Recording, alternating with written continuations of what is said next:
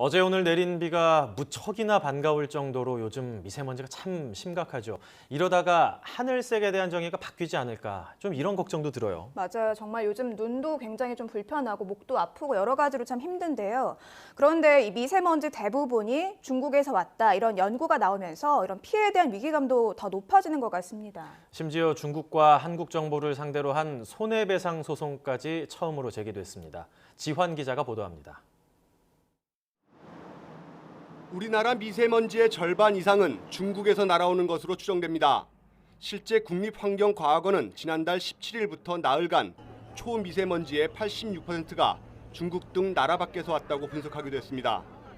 이처럼 미세먼지 피해에 대한 위기감이 고조되면서 국내에서 처음으로 개인의 손해배상 소송이 시작됐습니다.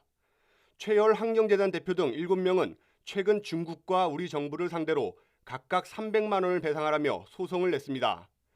이들은 중국이 오염물질을 관리하지 않는 것은 국제규범에 위반한다면서 우리 정부 역시 미세먼지의 원인을 정확히 파악하지도 못하고 있다고 주장했습니다. 정부도 계속 대책을 안 세우고 공식으로 나가니까 그 문제에 대해서 좀 이제 경각심을 가지게 하고 중국 정부에게도 어쨌든 이런 내용을 알려야 된다. 그래서 이제 우리가 하게 됐어요. 하지만 국제소송은 재판 관할권 합의와 피해 인과관계 규명이 되지 않은 상황에서 현실적으로 쉽지 않다는 지적입니다.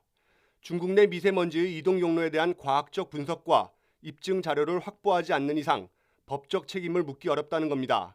따라서 사드 여파로 사실상 중단된 미세먼지와 관련한 한중 공동 연구를 재개하는 한편 국가 간 소송에 대비해 국내 미세먼지 기준을 세계보건기구 WHO의 권고 수준으로 강화해야 한다는 현실적인 조언이 힘을 얻고 있습니다. YTN 지환입니다.